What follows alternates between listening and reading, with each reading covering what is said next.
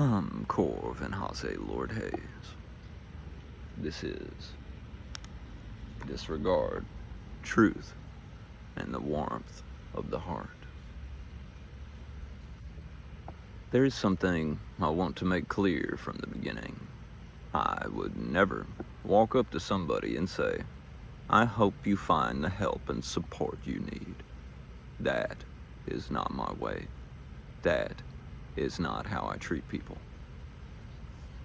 If someone speaks in a way that shows they are genuinely seeking help, if they give any sign that they want to be guided, then yes, I will point them in what I feel is the right direction.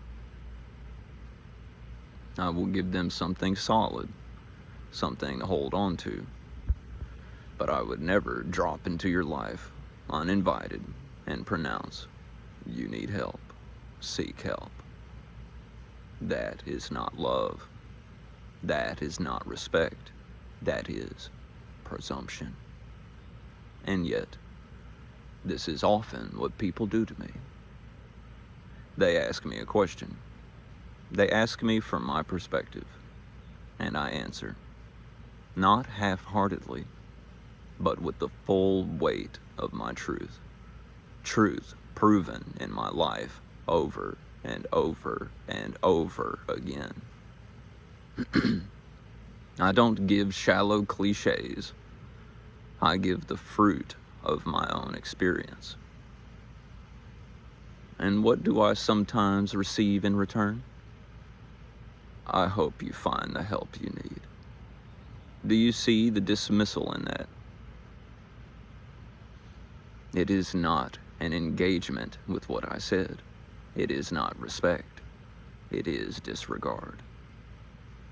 Now, I need to explain why this strikes me so deeply. Because there was a time in my life when I did need help. A time when I cast aside the truth I felt in my heart. A time when everyone around me was saying I was wrong, and I believed them. I silenced my own inner knowing because the crowd shouted louder. And in those days, yes, I was lost. I was in need of support, but I could not find it because I had abandoned the one source of support that was always available, the truth within me.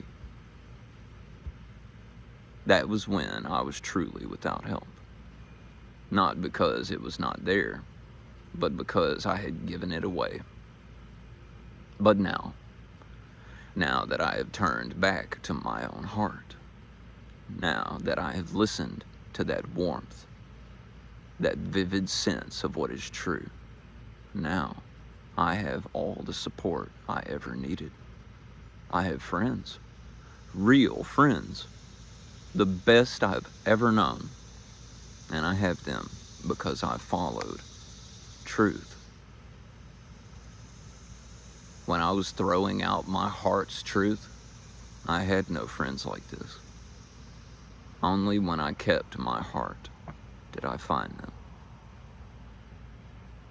So when someone asks me a question, and I give them my truth, my honest truth, and they answer me with, seek help, I know immediately they are not actually listening. They are not really here for truth. They are there to protect their own illusion. They say, you are delusional. But let me ask, is it delusional for me to say my peace is non-negotiable? That my joy is not for sale, not on the table for you to take away? That when I read your words and they do not feel like truth, when they do not feel warm and alive with love, I cast them out? How can it be delusion if I am at peace? What delusion ends in freedom, in joy, in friendship, in warmth? If delusion feels like this, then let me have it. Because the so-called sanity they offer is cold fearful, barren, sometimes hateful.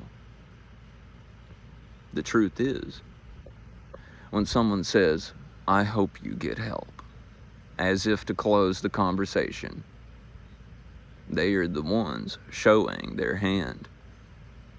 They are saying, "I have no desire to meet you in truth. I prefer to sit in my worry, my fear, my turmoil. I want validation for that, and I cannot give them that. I will not give them that, because that is not love." So I choose instead to live by a simple measure. If it does not feel like truth and love, if it does not feel warm and alive, I cast it out. It does not belong to me. And some will call that delusion. But if the fruit of it is peace, if the fruit of it is joy, if the fruit of it is freedom and friendship, then I will gladly bear the name. Because I know this. What once made me desperate for help was the very act of abandoning my heart. And what has given me all the support I ever needed is this: following my heart without compromise. So no, I don't need to be told, seek help. I have it, and I live it. And if you truly want help, you will find it the same way I did, by listening, finally, to the truth that is already alive within you. Shakalaka, flourish, honeybeam.